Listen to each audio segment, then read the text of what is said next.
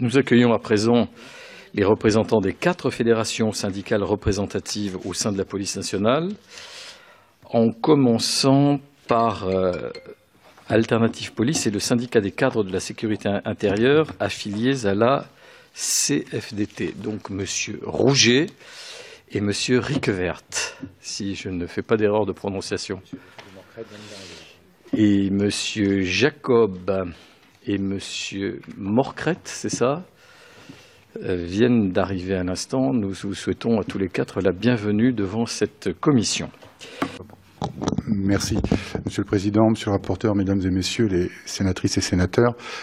Pour vous remettre un peu dans le contexte mon intervention, parce que c'est important que je vous le précise, Alternative Police est un nouveau syndicat de la police nationale qui représente les gradés et gardiens adjoints de sécurité. Il a été créé au 1er septembre 2015. Il a été créé justement pour se départir de la pratique syndicale telle qu'elle est faite depuis plusieurs décennies dans la police nationale. On veut revenir aux fondamentaux, la défense du collectif et non pas la pratique de l'individualisme. Vous parliez de cogestion, je ne vais pas aller, monsieur le rapporteur, jusque-là, mais on privilégie plus la défense de l'individualisme à l'intérêt collectif et c'est ce qui fait qu'on a les problèmes aujourd'hui. Nous avons dénoncé dès 2015 tout ce qui s'est fait dans la rue fin 2016, à savoir les conditions de travail, et vous parliez de la formation. On a des outils pour assurer cette formation continue, notamment, et on ne la met pas en pratique. Je vais vous donner un exemple très concret. Par exemple, les fonctionnaires de police ont droit à 2 heures d'activité sportive hebdomadaire. Ça fait des années qu'ils ne peuvent pas la faire. Je ne vais pas parler des séances de tir. Ils n'arrivent même pas à faire leurs 3 séances de tir dans l'année. J'ai saisi le ministre de l'Intérieur de l'époque, de mémoire, je crois que c'était M. Cazeneuve, pour demander à ce qu'il puisse y avoir des conventionnements avec les stands de tir privés, par exemple. D'ailleurs, la gendarmerie a un dispositif actuel qui permet de le faire avec la Fédération française. Pourquoi on ne pourrait pas le faire pour la police nationale ? Non, il y a des conventionnements avec certains stands de tir qui existent, mais ce n'est pas généralisé et ça ne donne pas la capacité à tous les fonctionnaires de police d'assurer leurs 3 tirs obligatoires, leurs 3 séances de tir obligatoires dans l'année. Donc ça, c'est véritablement du concret. Donc on a des dispositifs qui existent.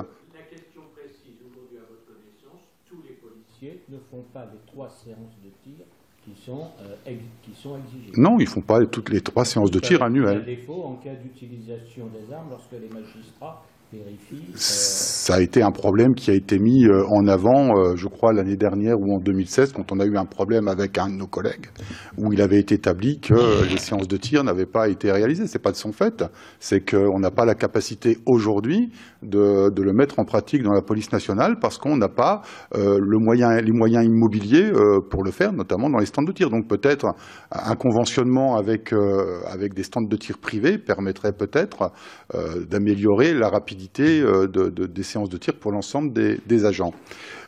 Sur les conditions de travail, donc à moins que tu voulais peut-être reprendre, il y a beaucoup à dire et je sais que le temps est compté, donc effectivement on vous fera passer nos contributions. Sachez que Alternative Police avait déjà saisi les candidats républicains à l'élection présidentielle, dont M. Macron, l'ensemble des parlementaires. Je pense que vous avez dû recevoir nos publications en matière d'investigation et de renseignement avec la simplification de la procédure par une oralisation complète. Aujourd'hui, on en est loin dans les propositions qui sont faites. Donc ça, si on veut véritablement soulager le travail des enquêteurs, il faut aller jusqu'au bout de la démarche, à savoir qu'aujourd'hui, ils passent leurs 2/3 de leur temps à faire de la paperasse plutôt qu'à faire un véritable travail d'enquête sur le terrain. Donc ça, c'est très important. Au niveau des conditions de travail des policiers ont tenu, et c'est ce que les mouvements de policiers en colère ont démontré en 2016, et c'est ce que nous on disait depuis 2015, l'immobilier. On a passé plusieurs décennies à répondre aux colères policières qui se sont succédées par des mesures purement salariales et indemnitaires. C'est bien, c'est important, bien évidemment, le pouvoir d'achat, la revalorisation salariale, bien évidemment, qui ne pourrait pas dire que c'est important et qu'on en a besoin. Mais ça ne fait pas tout. Les conditions de travail, c'est l'exercice des missions au quotidien sur le terrain et c'est travailler dans de bonnes conditions. Et de bonnes conditions, c'est avoir des commissariats agréable à vivre, tant pour les policiers que pour l'accueil du public. Or, depuis des décennies, on n'a fait aucune anticipation immobilière sur ce qui doit être rénové, sur ce qui doit être construit. Et à chaque fois qu'on a eu des soucis, eh bien, c'est un peu l'emplâtre sur une jambe de bois. On fait dans l'urgence et puis on règle rien. Donc, il faudrait véritablement, et c'est ce que j'ai déjà proposé, faire un audit national sur l'état des commissariats, qu'on sache quels sont les commissariats qui présentent des situations graves qui nécessitent une intervention rapide de l'État. Je vais vous donner un exemple qui va parler à tout le monde parce qu'on en a tous entendu parler, le commissariat de Coulommiers. Enfin, c'est franchement inacceptable d'avoir un commissariat dans cet état. Et on ne fait pas de travaux. Alors, soit on nous dit on le ferme une bonne fois pour toutes, et puis on va reloger les agents dans un nouveau bâtiment, ou alors on le rénove. Mais il faut quand même prendre des décisions. Donc il faut véritablement un plan sur l'immobilier, pratiquer un audit, de cet audit de savoir ce que, bien évidemment, parce qu'on est quand même des citoyens comme tout le monde, on sait qu'il y a des contraintes économiques, budgétaires, donc on sait très bien que ça ne va pas être fait en un an, ni même en 3 ans. Ce que Monsieur le ministre de l'Intérieur a annoncé, c'est bien, mais c'est que sur 3 ans, et en 3 ans, on ne va pas rénover tous les commissariats de Français de Navarre. Donc il faut faire un audit, établir ce qui va pas, combien ça va coûter, et puis en fonction du coût que ça va générer, eh bien peut-être faire une loi de programmation sur 5 ans, 10 ans, afin qu'on ait un calendrier de ce qui va être fait en matière immobilière dans la police nationale, avoir un réel objectif et une visibilité sur ce que va être la police nationale dans 10 ou 15 ans. Aujourd'hui, on ne l'a pas. Donc ça vaut aussi pour le matériel. Alors il y a beaucoup d'efforts qui sont faits, il ne faut pas le nier, sur le remplacement des véhicules de service. Il y a un plan d'achat de 2000 véhicules qui est prévu. Mais quand on sait que beaucoup de véhicules de police sont à 200 ou 300... Ça représente quoi, justement, ce plan par rapport à l'ensemble du parc? Parce que l'état de vétusté du parc, on avait des chiffres, c'est... je ne sais plus. Voilà, donc, 2005. Donc il y a un peu plus de la moitié de l'effort. Oui, sauf que vous savez très bien qu'en règle de marché public, entre le moment où on a la commande, le moment où il y a la vétusté du véhicule et le moment où il va être remplacé et livré, il se passe un petit peu de temps, malheureusement. Mais ça, c'est la loi des marchés publics. Donc on a cette problématique-là. Comme sur les tablettes informatiques, là, on progresse. Oui, tout à fait. Enfin, sur les conditions de travail également, parce que Christophe l'a très bien exprimé, il y a une nécessité, enfin je pense que vous connaissez tous la CFDT, c'est une confédération qui est très réformiste, il faut réformer la police nationale, il ne faut pas avoir peur de réformer. Alors il faut le faire bien évidemment de manière réfléchie et posée et pas aller dans la précipitation. Mais nos collègues aujourd'hui attendent beaucoup de l'État parce qu'on a des outils qui ont été créés en 2016, qui ont été validés par les syndicats de police dans ce qu'on appelle le comité technique de réseau de la Direction générale de la police nationale, des outils qui permettent à la fois d'améliorer l'opérationnalité et l'efficience de la police nationale et à la fois l'amélioration des conditions de travail des policiers. Seulement, on ne les met pas en application. C'est quoi ces outils? Alors, vous en avez une qui est très importante, c'est la réforme territoriale de la sécurité publique. On pourrait avoir communication justement de toutes les... de tous ces outils qui avaient définis en 2016. Oui, il n'y a pas de souci, je vous les transmettrai. On a eu l'adresse mail pour les communiquer, donc on les transmettra sans aucun problème. Mais cette réforme territoriale de la sécurité publique, elle est très simple. C'est un retour en arrière de ce qui fonctionnait bien dans la police nationale il y a une trentaine d'années, à savoir qu'on avait une police d'urgence qui était très conséquente en termes d'effectifs, qui était polyvalente sur tout un tas de missions et qui répondait en temps réel aux besoins de la population en matière de sécurité. Et au fil du temps, les alternances politiques, les volontés des directeurs de la police nationale successifs a fait qu'on a fait une stratification des services. Alors chacun crée sa petite unité, mais on prend les effectifs toujours au même endroit, dans la police d'urgence. Tant et si bien qu'aujourd'hui, donc c'est la police secours, c'est l'appel 17, tant et si bien qu'aujourd'hui, on a des unités qui étaient, il y a 25-30 ans, à 20-30 policiers. Aujourd'hui, ils sont 7. Donc ça ne peut pas tourner. Et par contre, vous avez tout autour toutes ces petites unités qui ne sont plus non plus en capacité de fonctionner puisqu'ils n'ont pas non plus assez d'effectifs. Donc alors ils sont où les policiers? Parce qu'il n'y a pas moins d'effectifs. Non, il n'y a pas moins d'effectifs. Mais si vous voulez, quand vous avez une intervention à conduire, ce n'est pas un véhicule à 3 fonctionnaires ou 2 véhicules. Mais on est d'accord sur le sous-effectif en police secours. Mais s'il y avait les effectifs il y a 30 ans qu'il n'y a plus aujourd'hui, alors que le chiffre des policiers n'a pas baissé. Où ils sont passés où les policiers? Je vais vous donner une explication. Oui, mais lesquels précis? Une explication sur les polices secours. Effectivement, sur des grandes villes aujourd'hui, il n'est pas rare le week-end que vous ayez une police secours uniquement sur une ville de 400 000 habitants. Pourquoi? Parce que vous avez des charges indues. Par exemple, vous gardez des détenus dans les hôpitaux, parce qu'il y a des services qui ont été mis en place pour garder les détenus, mais les professeurs préfèrent avoir les détenus dans leur service parce que c'est plus compliqué d'aller dans le service qui est spécialisé. Si vous avez 7 ou 8 détenus sur une ville comme Bordeaux, ça vous fait 24 heures sur 24 des collègues qui sont obligés de surveiller ces détenus. Mais la raison la plus importante, elle est aussi sur le judiciaire, pour répondre à votre question sur la procédure. Qu'est-ce qui s'est passé? Nous avions cette police secours qui était la future police du service au quotidien, de proximité au quotidienne, qui intervenait. La procédure pénale s'est considérablement alourdie. De facto, nous avons toute une partie de ces effectifs en tenue qui sont passés vers le judiciaire. On a eu ces services judiciaires qui ont absorbé tout un tas de gardiens de la paix, qui ne sont plus sur la voie publique. Parce que comment répondre à cet accroissement de la délinquance? Et avec cet accroissement de la procédure pénale, il faut aujourd'hui 10 procès-verbaux pour jurer une garde à vue. Donc aujourd'hui, vous avez un tiers des procès-verbaux qui ne sont pas lus par les magistrats. Vous avez tout un tas de procès-verbaux qui ne servent à rien. Donc nous avons créé une machine folle. Vous avez ces policiers qui font de la procédure pénale, mais qui ne peuvent plus être à la police secours. On ne peut pas être partout. Donc on a gonflé ces effectifs. Et si vous regardez dans un commissariat, c'est très simple. Vous prenez un commissariat type. Combien il y avait de fonctionnaires à la police secours il y a 10 ans, il y a 20 ans, combien il y a de fonctionnaires aujourd'hui sur une sûreté départementale, ceux qui font du judiciaire. Et vous verrez, les flux sont par là. Donc vous ne pouvez pas avoir les deux, ces policiers qui font de la paperasse ou des policiers qui sont sur le terrain. C'est pour ça que nous insistons sur cet allègement. Si on ne parvient pas à alléger la procédure pénale, aujourd'hui on a les mêmes effectifs qu'en 2007. On est revenu juste alors que la situation s'est dégradée comme à cause du terrorisme, des flux migratoires et tout ça. Mais si jamais on n'allège pas cette procédure pénale, on ne pourra pas mettre plus de policiers sur le terrain. C'est se tromper. Donc pour reprendre, oui, ça fonctionne. Pour reprendre, effectivement, cette réforme territoriale de la sécurité publique consiste à supprimer toutes ces petites unités qui ont été créées autour de la police d'urgence, de les refusionner au sein de la police d'urgence, de faire une police polyvalente, beaucoup plus étoffée en effectifs, donc garantir une plus grande opérationnalité, mais aussi de permettre aux agents de pouvoir bénéficier de leur temps de repos. Et la deuxième réforme qui a été votée, enfin c'est une réforme horaire, c'est ce qu'on appelle le principe de la vacation forte. Vacation forte parce que le vendredi de chaque semaine, il y a un nombre d'effectifs plus important de présents, mais qui permet aux agents d'avoir un week-end sur 2 de repos au lieu d'en avoir 1 sur 6 actuellement. Donc, ce qui n'est quand même pas négligeable. Donc on gagne en opérationnalité, mais on gagne aussi, vous parliez des heures supplémentaires, on parle aussi en gain de repos et de faciliter aux agents la prise de leurs heures supplémentaires. Sur les heures supplémentaires, nous avons fait des propositions, parce que vous le savez, on est à un peu plus de 20 millions d'heures supplémentaires en stock.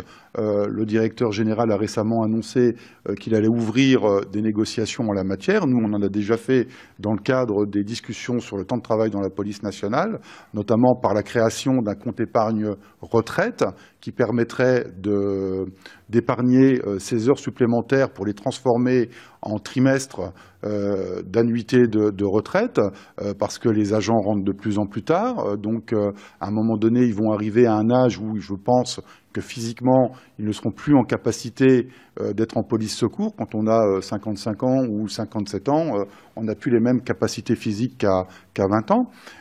Donc, on a proposé ça. On a proposé également le paiement d'une partie, bien évidemment, et ensuite, mais ça c'est un décret interministériel, donc il faut jouer au niveau au moins de la fonction publique, c'est le déplafonnement du compte épargne temps. Donc ça, ce sont des propositions qui sont claires et précises, et ça fait deux... Oui, on est à un peu plus de 20 millions d'heures supplémentaires.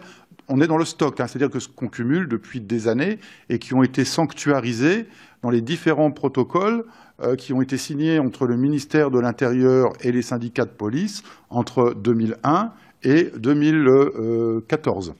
De mémoire, hein. On a eu un protocole en 2001, on en a eu un en 2004, on a eu un 2008, 2010 et 2014.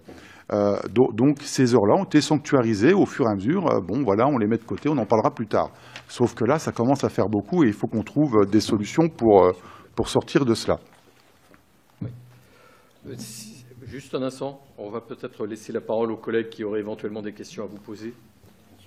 Si tel est le cas, Monsieur Leroy, sénateur des Alpes-Maritimes, Monsieur Casabonne ensuite, Madame Assassi. Est-ce que vous pourriez ouvrir votre micro, chers collègues?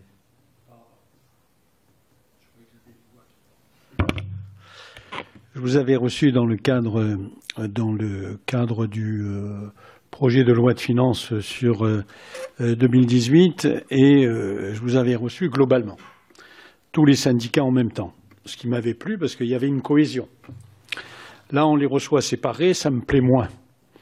Parce que tout ce que vous m'aviez dit, rappelez-vous, vous avez dit c'est grave et important tout ce que vous dites. J'en reconnais au moins 2 ici. Peut-être que vous étiez tous les 4, mais vous étiez une trentaine. Et je vous avais dit que c'était la première fois que je recevais des syndicats.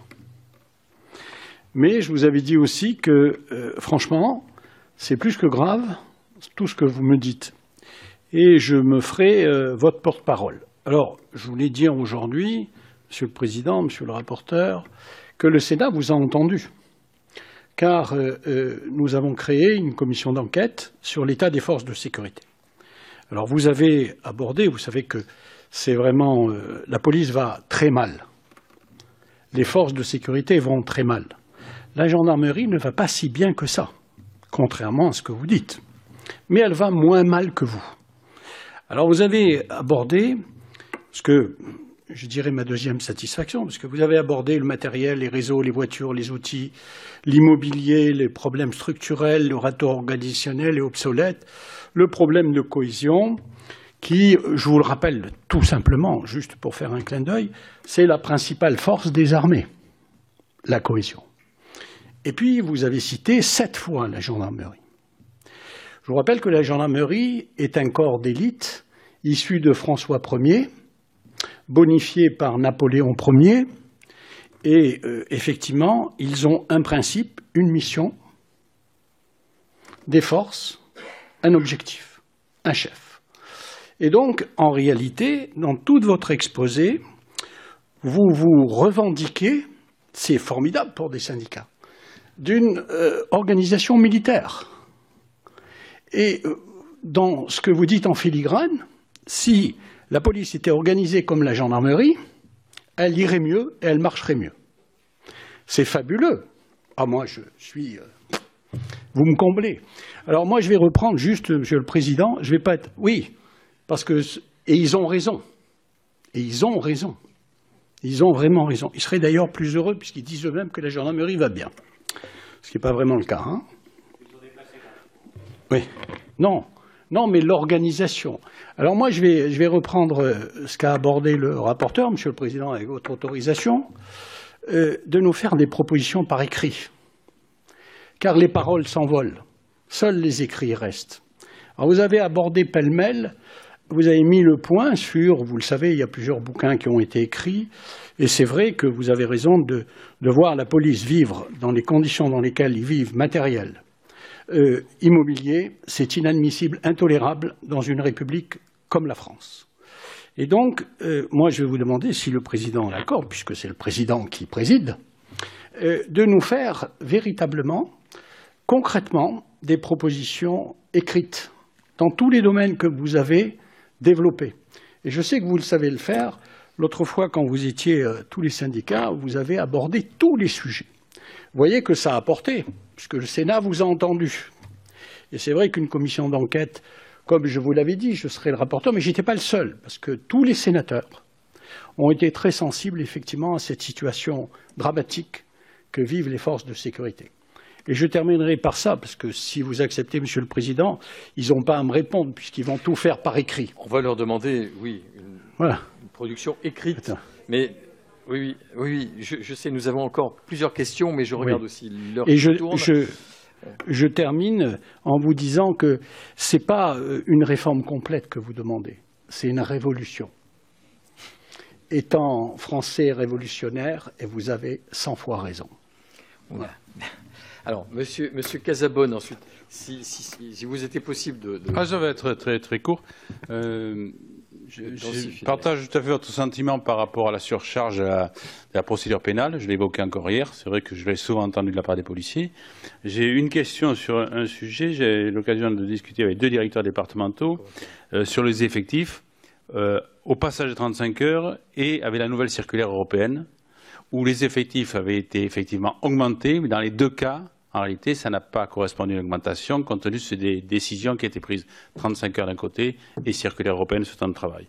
Et enfin, est-ce que vous n'avez pas l'impression d'être surchargé de tâches pas forcément utiles maintenant quand tout est en contravention entre la crotte du chien, le client, les prostituées, voilà. Est-ce que ce ne sont pas des charges que nous vous imposons, nous, au travers des textes?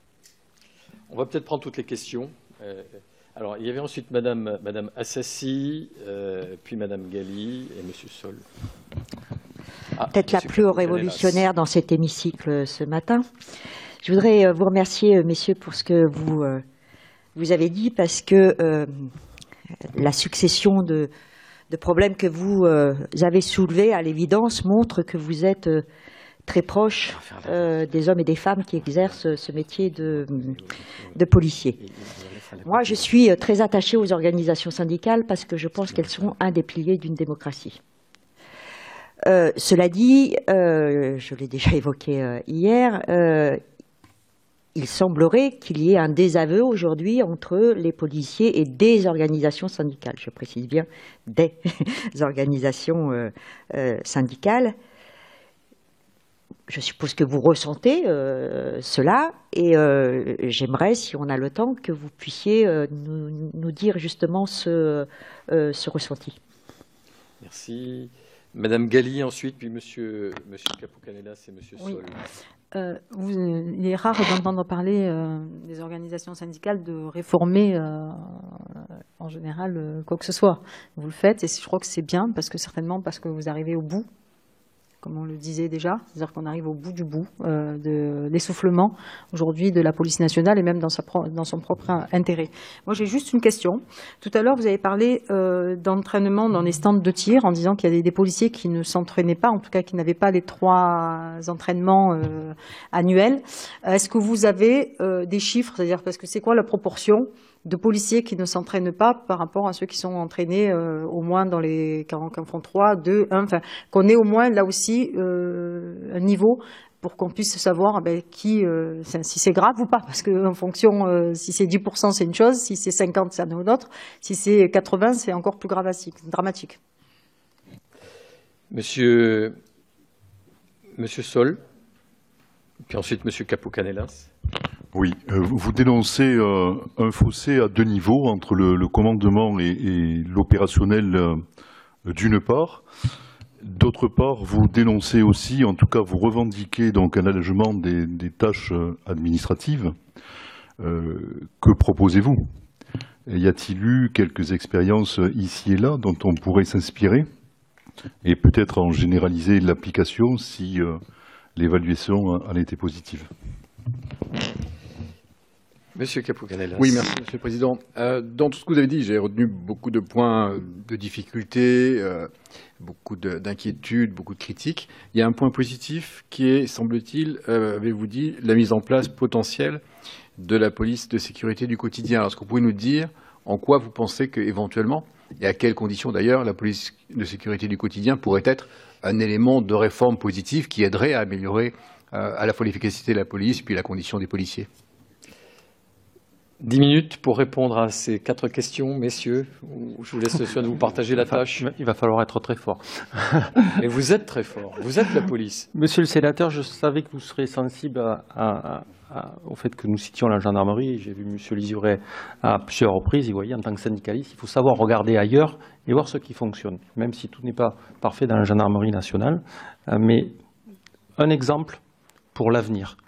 Aujourd'hui, nous parlons à chaque fois, tous les ministres successifs, de redéploiement pour les effectifs. D'abord, si nous n'avions, et c'est notre position qui, je le sais, ne fait pas l'unanimité encore, le souhait d'une seule force de sécurité pour l'avenir, concernant les redéploiements. À chaque fois, on nous dit qu'il faut redéployer les effectifs des commissariats. Ça ne marche pas, c'est une recette du passé. Aujourd'hui, dans tous les services de renseignement, les GIR, vous avez des services mixtes où il y a des policiers et des gendarmes. Qu'est-ce que veut le citoyen? Avoir un policier ou un gendarme qui vienne lui porter assistance, secours, prendre sa plainte. Je vais prendre un exemple, c'est Libourne. Libourne qui a été confié aux gendarmes il y a quelques années. On nous a dit, vous savez, c'est un bassin de délinquance agricole, donc ça doit passer à la gendarmerie, ce n'est pas pour les policiers, donc on ferme le commissariat. Voilà ce qui nous avait été dit à l'époque, en termes très simples. Soit, on a fermé le commissariat, les locaux sont toujours aussi mauvais pour nos amis gendarmes qui occupent les lieux, on n'a pas construit encore de caserne. Donc vous aviez un commissariat qui était ouvert 24 heures sur 24, on a une gendarmerie qui n'est pas ouverte 24 heures sur 24 parce que le fonctionnement est différent, des gendarmes qui ne sont pas logés, mais ça a un coût pour l'État parce qu'il faut loger ces gendarmes, construire une caserne, les policiers payent leur logement, la délinquance a augmenté. Un an plus tard, on a classé Libourne en zone prioritaire, en ZSP. On n'a pas compris. Nos collègues du 93 n'ont pas compris. Nos collègues qui sont à Marseille, qui sont dans nos communes, n'ont pas compris que Libourne soit une zone prioritaire, une ZSP. Vous voyez, donc là, on a quelque chose. Et nous, on propose à l'avenir de créer, pourquoi pas, un service mixte. Peut-être un policier va répondre à la radio et ça sera une patrouille de gendarmerie qui interviendra, ou le contraire. Mais on n'aura pas les frais des primes liées à la fermeture du service, on n'aura pas la construction d'une caserne, on n'aura pas tous ces frais et personne, aujourd'hui, personne, ni la Cour des comptes, ni personne, n'est capable de dire est-ce que le redéploiement a été efficace pour le service public. Personne n'a fait cette étude-là. Voilà un exemple pour construire mieux l'avenir. Monsieur Ricvert.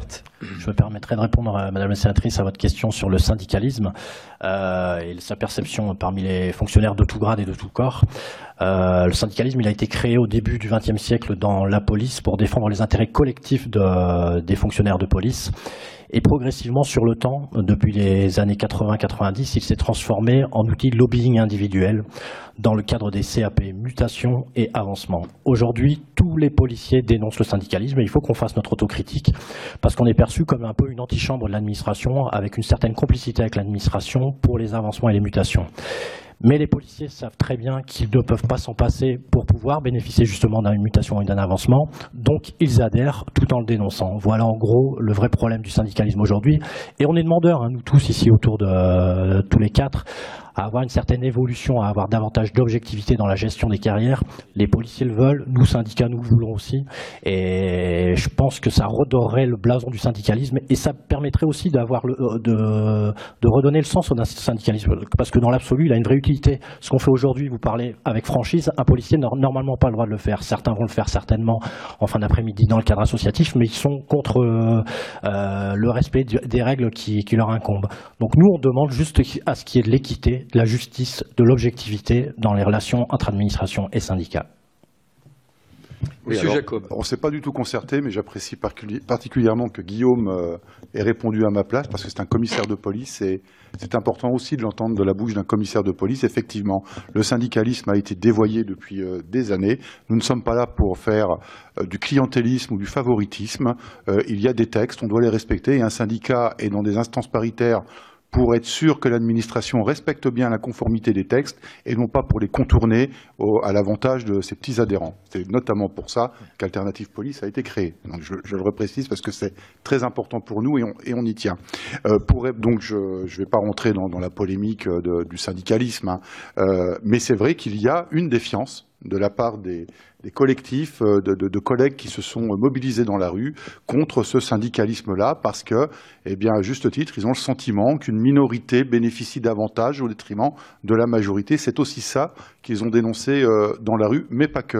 Il y a la reconnaissance du policier, il y a un véritable problème autour de cette reconnaissance.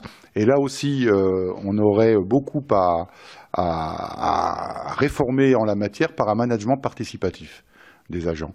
Le management participatif, c'est que quand on a des objectifs à atteindre, donc les agents doivent les atteindre. Mais encore faut-il prendre la réalité du terrain pour les atteindre. Et la réalité du terrain, c'est les gradés et gardiens qui peuvent la donner. C'est pas les directeurs ou le ministre. Et aujourd'hui, on est toujours dans le vieux credo français, j'ordonne, tu exécutes. Ça, c'est révolu. Il faut changer un nouveau type de gestion de l'administration policière par du management participatif. Et je voudrais juste conclure, parce que je voudrais répondre à monsieur le rapporteur sur la problématique de la justice, sur le rapport avec la police, parce que je pense que c'est aussi important, très succinctement. Il y avait, il y a très très longtemps, des stages pratiques qui a été mis en place pendant la scolarité des magistrats qui faisaient des stages en police et inversement des policiers qui faisaient des stages en magistrature. Je pense qu'en scolarité, en formation initiale, il ne serait pas inopportun de pouvoir permettre aux magistrats de venir travailler peut-être 15 jours, 3 semaines, dans le cadre d'un stage pratique, en commissariat. Je dis en commissariat parce que en général, les stages, on les fait en état-major ou tout en haut.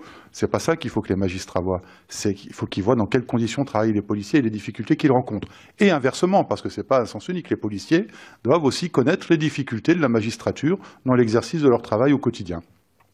Il y avait une question de... Oui, alors malheureusement sur les stands de tir, ce sont des problèmes qui nous sont remontés, des statistiques. Non, je peux pas, j'en ai pas, j'ai pas de chiffres, je peux pas vous dire, il y a 10%, 20%, on l'a pas quantifié.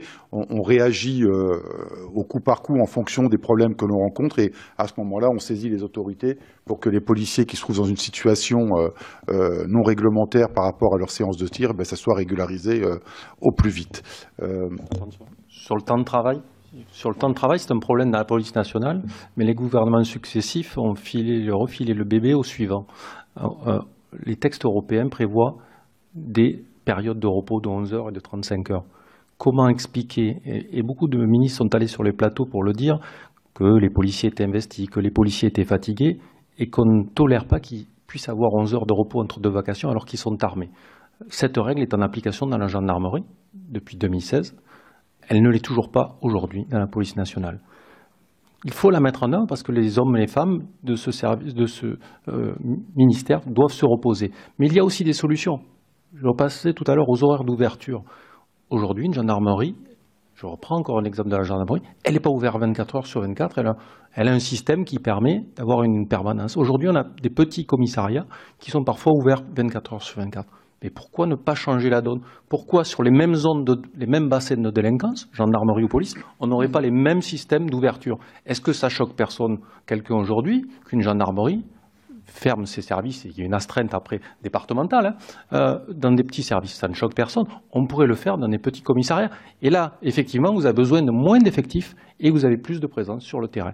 Mais ça, c'est aussi être révolutionnaire que de proposer cela. Oui. Monsieur Morcrette. Alors sur la police de sécurité du quotidien, donc je tiens tout d'abord à dire que nous avons travaillé avec notre confédération, la CFDT, notamment avec des chercheurs du CESDIP, donc Monsieur Jacques Demaillard pour pas le nommer. On a travaillé aussi avec le Forum européen sur la sécurité urbaine que vous connaissez très certainement, Monsieur Grosdidier. Donc les problèmes qui font que la police de proximité n'a pas fonctionné sont parfaitement identifiés. Donc on a voulu le déployer le concept de façon uniforme et trop rapide sur tout le territoire sans avoir d'effectifs ni de moyens suffisants. Ça s'est accompagné aussi par un engorgement des services judiciaires. On a fait remonter des tas de faits constatés qui n'étaient pas avant enregistrés sous forme judiciaire, qui étaient pris sous forme de main courante. C'est traduit par un engorgement de ces services, par donc pas une hausse de la délinquance, mais une hausse des faits constatés. Donc cet engorgement a créé donc une baisse du taux d'élucidation des faits de 4 points, ce qui est très significatif.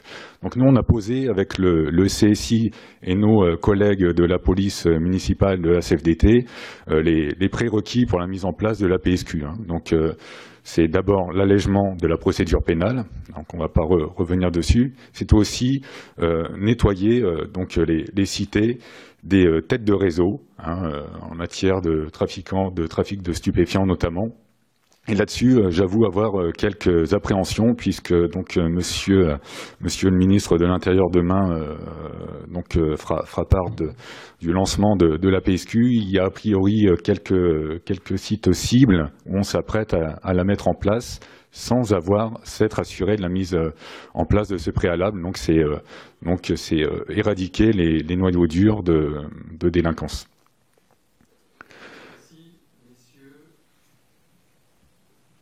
Petite question très vite alors.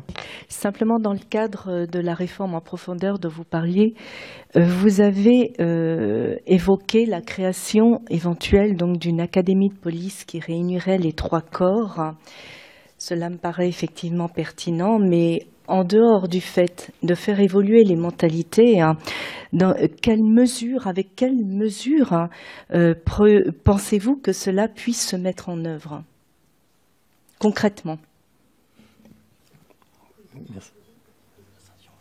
Très très vite, parce qu'on a déjà débordé. Non, mais très importante, parce que ce sont des syndicalistes. Là aussi, je l'ai déjà posé hier, donc le ministre va faire des annonces sur la PSQ demain, mais hier, ou avant-hier soir plus exactement, il a fait des annonces aussi sur le fait que des missions de la police nationale seraient transférées à des sociétés privées de sécurité. Je voulais avoir votre sentiment sur ce sujet.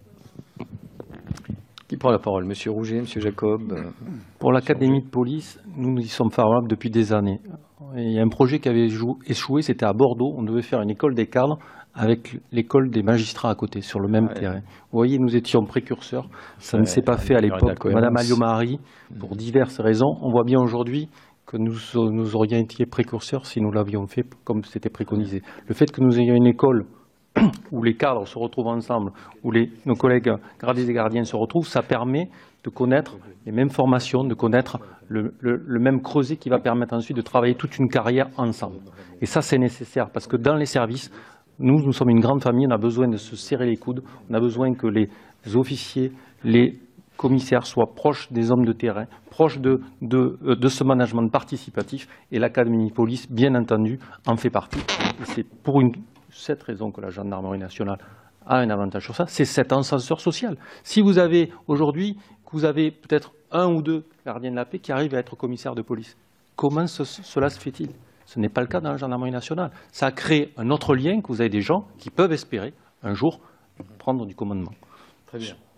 La question posée par Madame Assassi, très rapidement. Oui, très très rapidement. Il a effectivement fait des annonces, mais ça ne concerne pas que la police, enfin que la sécurité privée. Je pense qu'on est dans le débat de la coproduction de sécurité, qui est un débat qui remonte à une décennie maintenant, où effectivement il faut déterminer quelle mission relève de l'État, quelle mission ne relève plus de l'État, et qui doit les assurer. On parlait de tâches indues, le transfèrement de détenus hospitalisés, peut-être que ça doit continuer à être transféré à la pénitentiaire. Est-ce qu'un policier qui a une formation de 12 mois doit, en sortie d'école, rester 1 an, 2 ans, 3 ans à garder une porte cochère d'un bâtiment administratif dont la sensibilité en matière de sécurité n'est pas forcément du plus haut niveau. Donc ça ne nous pose pas un problème qu'il y ait une participation de la sécurité privée dans les missions entre guillemets de police, à condition que ce soit des missions clairement définies et qu'elles ne relèvent pas a priori de la responsabilité directe de l'État.